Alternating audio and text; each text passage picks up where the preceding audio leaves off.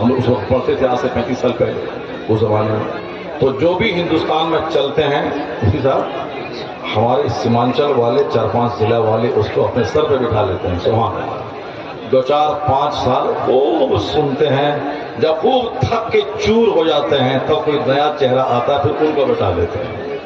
ابھی آپ پورے علاقے میں ابھی دورہ کریں گے, آپ منہ مانگا جو کچھ بولے کچھ نہیں, پیسہ کوئی سوال نہیں, بس صرف وہ میرے یہاں آ جائیں, یہی سب سے بڑی بات ہے. اور ابھی پورے سیمانچل زون میں کل بھی ہم لوگ ساتھ بنائیں گے انشاءاللہ کہیں, اور اس کے اور بھی ابھی بس چھائے ہوئے ہیں. ہندوستان کا سارا جلسہ بند ہے, سیمانچل کا جلسہ زندہ ہے. اور جب یہاں کا جلسہ بند ہو جائے گا جنوری فروری تو وہاں کا شروع ہو جائے گا, ادھر کا مہاراشٹر کا, امراوتی کا اور بمبئی وغیرہ کا جلسہ شروع ہو جائے گا. اللہ تبارک و تعالیٰ آپ سبوں کو سلامت رکھے کہ آپ لوگ آج کسی فلم ایکٹر, کسی ڈانسر, کسی کرکٹر اور کسی دنیا دار کو سننے نہیں آئے ہیں, بلکہ آپ ایک عالم باعمل کو سننے اور آج ایک نائب پیغمبر کو سننے آئے ہیں. الحمدللہ.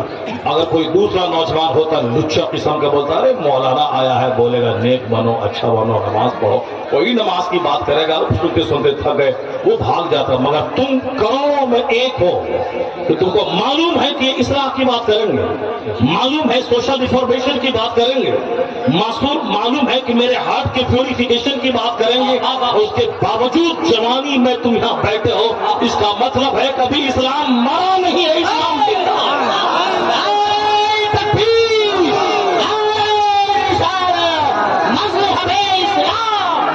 جو لوگ یہ چاہتے ہیں کہ میں اسلام مٹا دوں گا, جب اس کا باپ نہیں مٹا پایا, اس کا دادا نہیں مٹا پایا, اس کا نانا نہیں مٹا پایا, تو اس کا یہ پوتا کیا مٹا پائے گا؟ یہ اسلام کی تاریخ رہی ہے 1400 سال سے کہ جب اسلام کے فالوور 4 تھے اور 4000 دشمن تھے تو 4 گھٹ کے 2 نہیں ہوا, یہ 4 بڑھ کے 40 ہو گئے. جب 40 فالوور ہو گئے تو ہزاروں دشمن بڑھے, 40 گھٹ کے 39 نہیں ہوئے, یہ 40 بڑھ کر 40,000 ہو گئے. اور جب اسلام عرب سے باہر نکلا دشمن بڑھ گئے, جب دشمن بڑھے تو اسلام بڑھ کر 2 کروڑ میں پہنچ گیا, اور جب اور دشمنی بڑھی تو اسلام 2 کروڑ سے گھٹ کے 100 کروڑ نہیں بلکہ 4 کروڑ میں تبدیل ہو گیا. اور آج سے 100 سال پہلے ہندوستان میں 5 کروڑ کی آبادی تھی.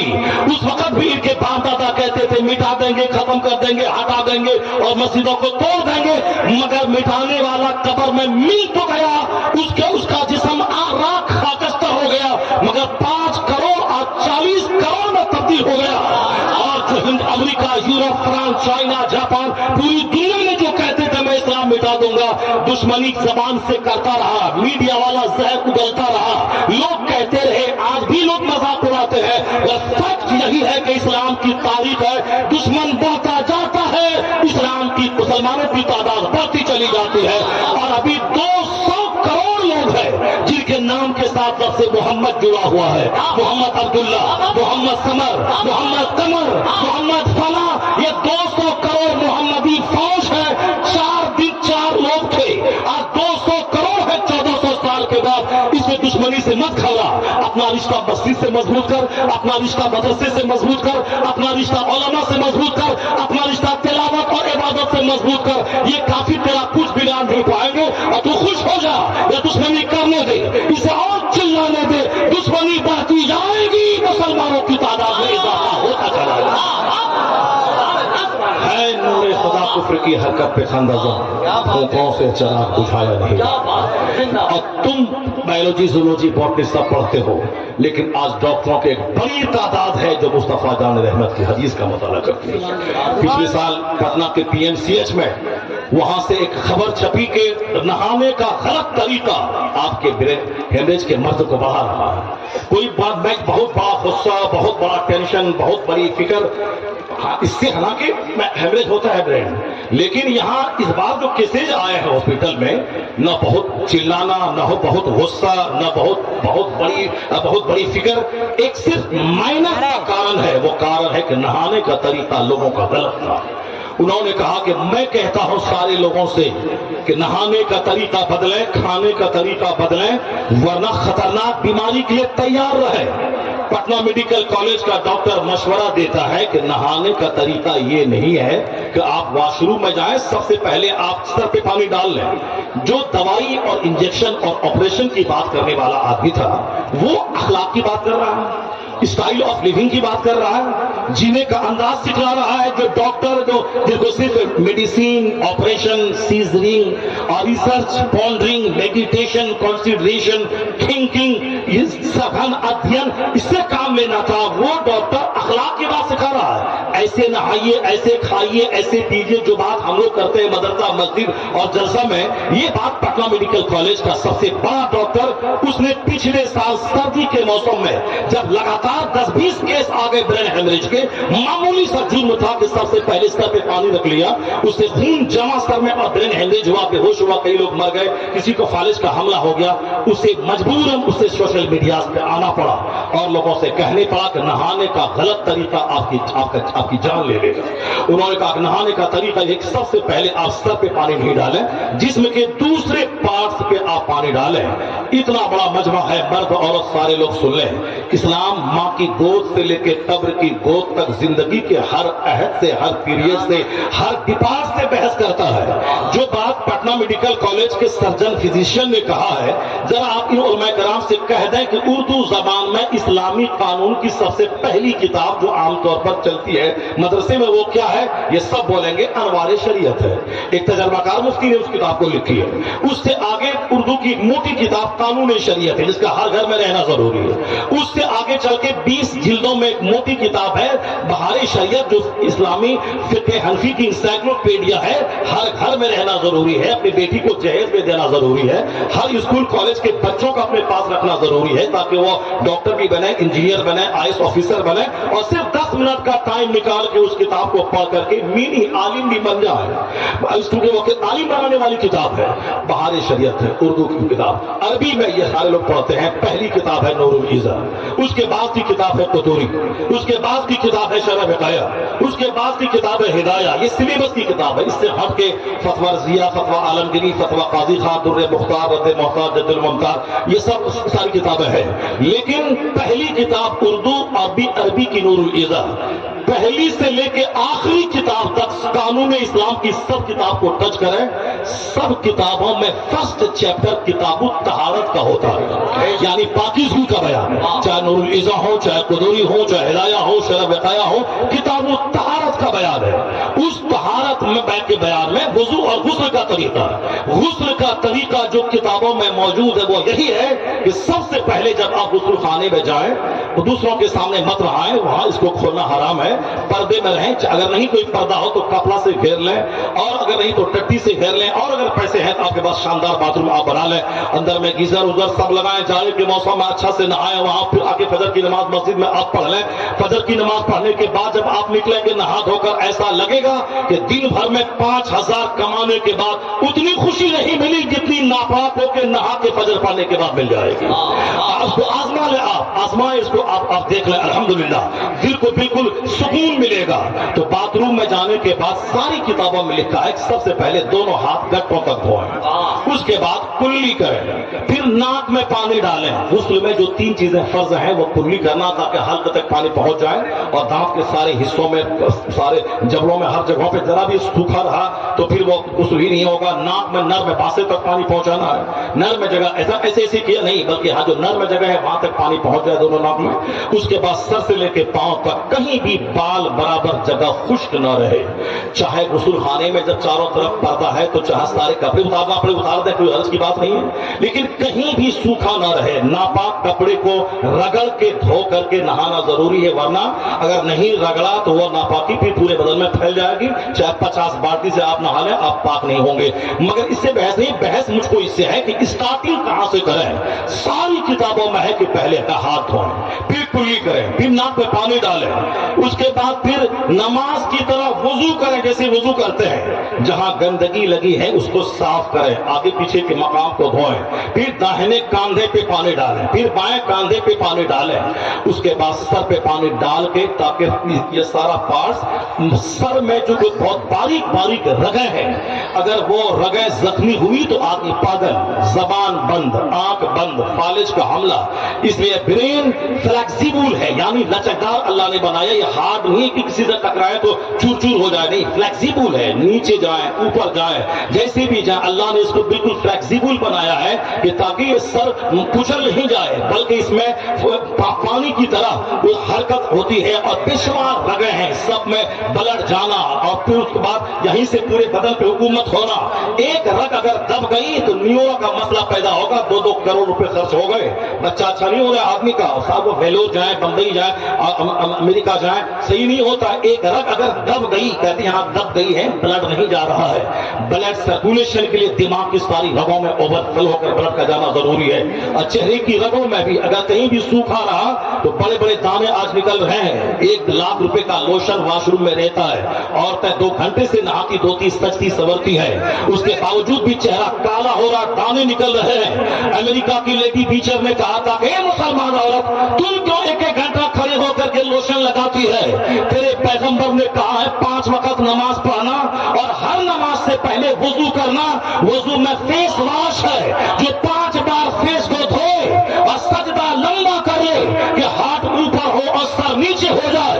ये हाथ ही है जो ब्लड इनपुट करता है, आउटपुट करता है, और फिर सर की सारी रगों में खून सिर्फ हालत सजदा ही में जा सकता है, वरना उसके बाद ये हाथ नीचे वाले पास को आसानी से ब्लड को पहुंचा देगा। जैसे 10 मंजिला मकान से नीचे पानी आ जाएगा बगैर पंपिंग किए हुए, मगर नीचे से ऊपर पहुंचाने के लिए पंप करना पड़ेगा। उसी तरह यह हार्ट को दिमाग पर खून पहुंचाने के लिए पंप करना पड़ता है। वो पंप करते करते दिल बीमार हो जाता है और दिल अपने नीचे वाले पास को आसानी से खड़े रहे, चलता रहे, ब्लड ओवरफ्लो के पहुंचता रहता है। तो अब कुदरत ने इंतजाम किया है कि 5 वक्त की नमाज पढ़ना और हर नमाज में ये सर तुम्हारा नीचे रहेगा और यह दिल ऊपर रहेगा, ताकि चेहरे और सर की सारी रगों में ओवरफ्लो होकर ब्लड पहुंचता रहेगा। अब लोग नमाज नहीं पढ़ रहे, चेहरा सूख रहा है, चेहरे पे दाने निकल रहे हैं और दिमाग की रगें सूख रही है। पागलपन की बीमारी अमेरिका से लेकर हिंदुस्तान तक बढ़ रही है। इसे अमेरिका के एक डॉक्टर ने कहा, जब मैंने हालत सजदा में ओवरफ्लो होकर ब्लड के पहुंचने पर जब मैंने रिसर्च किया, अब it is my desire to establish prayer all over Washington, ये मेरी ख्वाहिश है कि पूरे वाशिंगटन में सेहतमंद रहने के लिए लोगों में मैं नमाज को नाफिज कर दूं, नमाज नाफिज कर दूं। एक कौम मुस्लिम तुम्हें मुस्तफा ने नमाज का नुस्खा दिया है ताकि तुम 5 वक्त की नमाज पर फजर से लेकर जोहर तक 8 घंटे दफ्तर में काम कर, खेत में हल चला, फिर असर से मगरिब, जोहर से मगरिब के बीच में 4 घंटे काम कर, मगरिब से असर से मगरिब के बीच में 2 घंटा काम कर, मगरिब से ईशा के बीच में 2 घंटा बाल बच्चों के साथ रहा और आखिर में नमाज पढ़ के आओ आराम से सो जा, और उसके बाद 8 घंटे के बाद कहीं नींद लेके उठ जा। उठने के बाद बाजार बाद में जाना, पहले जिस अल्लाह ने 8 घंटे की नींद दी है उस अल्लाह को पहले जाके सजदा कर लेना। ये 5 वक्त की नमाजों का जो टाइमिंग है इतना लाजवाब है कि न मेरे काम का नुकसान है, काम भी हो गया, नमाज भी हो गई, जन्नत वहां मिलेगी, सेहत और तंदुरुस्ती यहाँ मिल जाएगी। सेहत पाने का जबरदस्त खजाना अल्लाह ने अता फरमाया है। उसके बावजूद अगर तुम नमाज नहीं पढ़ा, बीमार हो गया, तेरा चेहरा काला हो गया, तेरे दिमाग की रगें सूख गई, ये मत बोलना कैसा, इसका जिम्मेदार तुम खुद है। मुस्तफा ने तो रास्ता दिया है कि जन्नत भी जाना, सेहतमंद भी रहना, और फिर मानो दौलत भी कमाना, अपना भी खाना, दूसरे को भी खिलाना, इस दुनिया में भी अच्छा रहना, उस दुनिया में अच्छा रहना।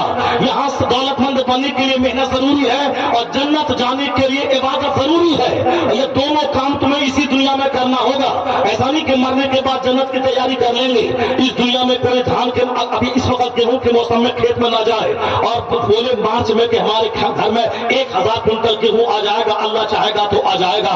ऐसा नहीं होता है। अल्लाह का कानून है कि मेहनत कर फिर मैं खाना दूंगा। तो दुनिया में खुशहाल रहने के लिए मेहनत करना होगा, स्ट्रगल जद्दोजहद करना होगा, 18 घंटे पढ़ना होगा, तब आईएएस ऑफिसर तू बनेगा।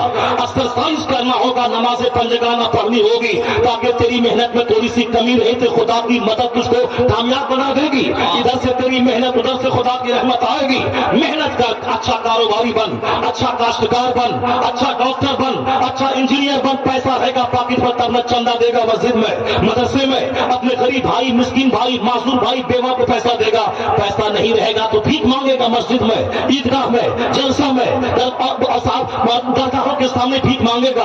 जब कोई बाहर से आएगा तो दौड़ के जाएगा, भैया पैसा दे दे, इलाज कराऊंगा। इसलिए दलील मत बन, भीख मंगा मत बन, मेहनत कर, खूब मेहनत से। दुनिया मेहनत की जगह है, तो दुनिया में पैसा कमाने के लिए मेहनती बन और जन्नत जाने के लिए ज्यादा मेहनत محنت نہیں کرنا ہے، پھر صرف فجر میں جانا ہے، ظہر میں جانا ہے، عصر میں جانا ہے، مغرب میں جانا ہے، عشاء میں جانا، سال کے 11 مہینے اپنے لیے کھانا ہے اور 1 مہینے میں 15 گھنٹے اللہ کے لیے بھوکا رہنا ہے۔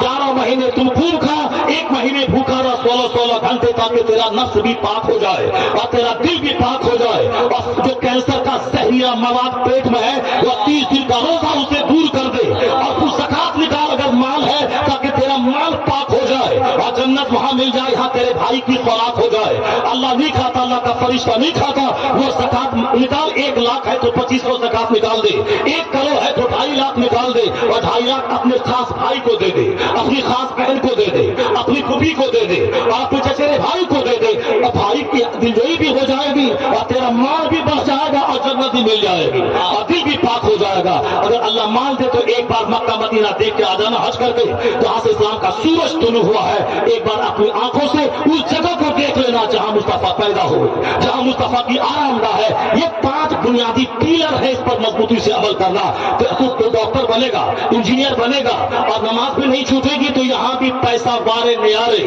اور پھر مرنے کے بعد جنت تمہاری تقدیر میں ہے۔ ایسا کام مت کرنا کہ کوئی بن کے رہنا، یہاں بھکاری بن کے ذلیل ہونا، اور نماز روزے نہ کر کے وہاں ذلیل ہونا۔ دونوں جہاں کی ذلت اللہ نہیں چاہتا۔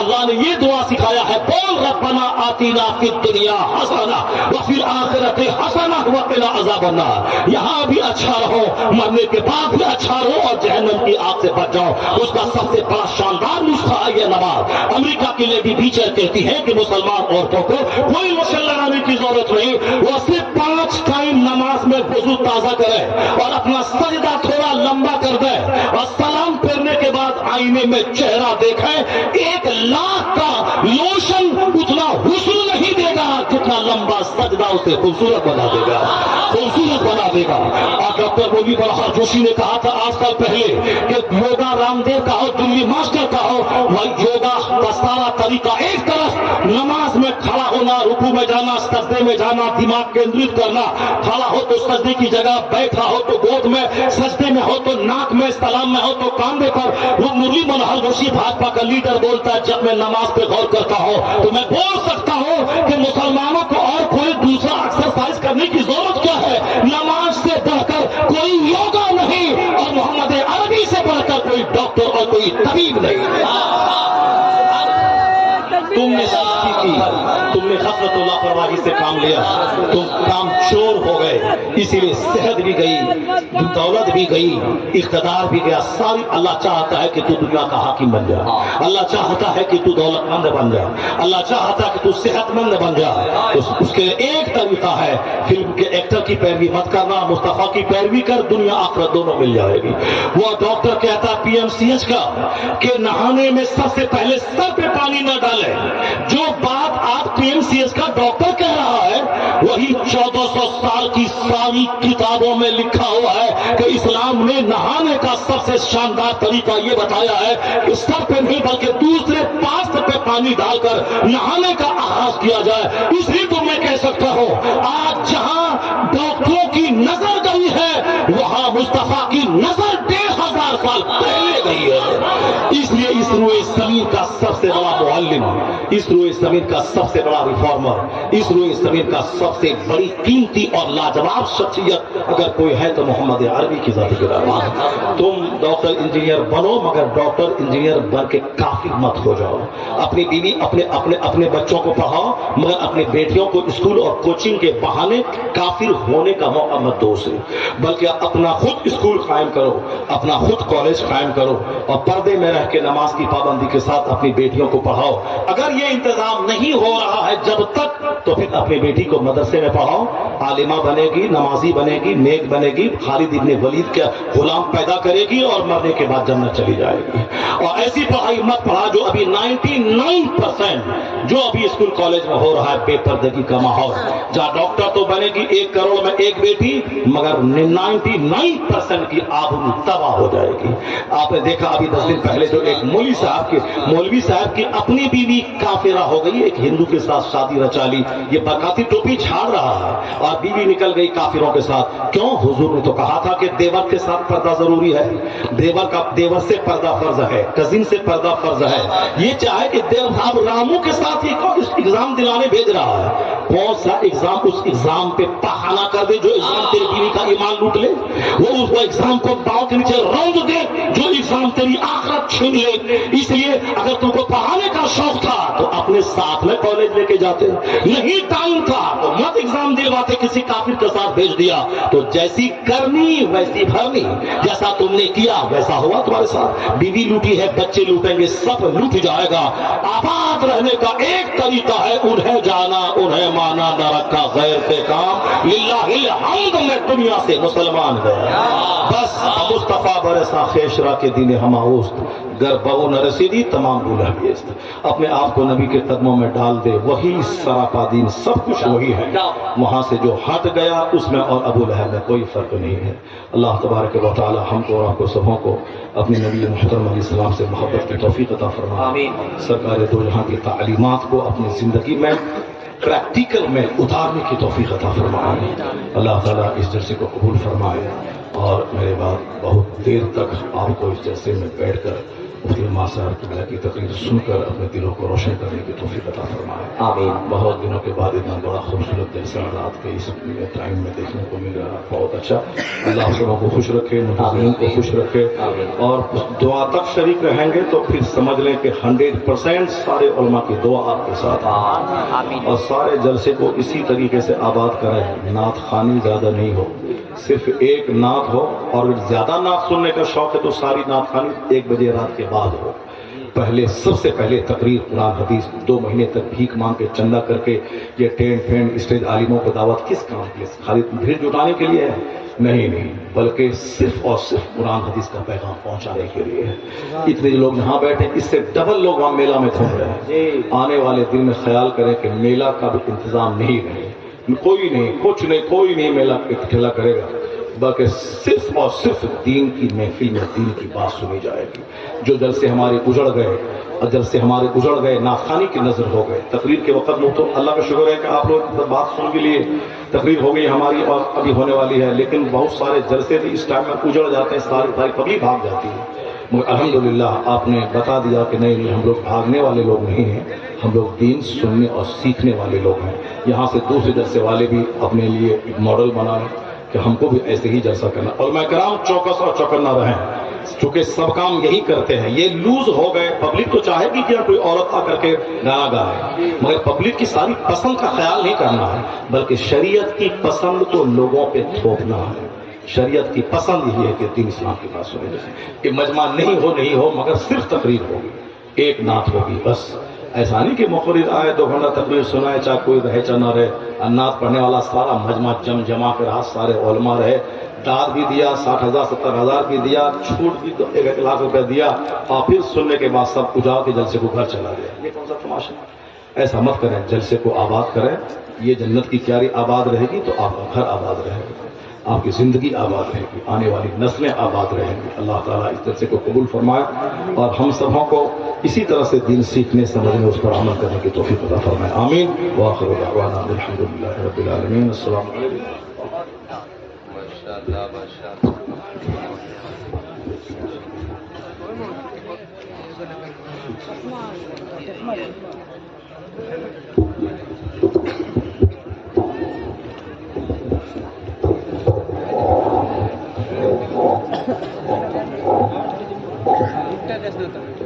سبز شجر کا پتا لاؤ, نعت نبی کی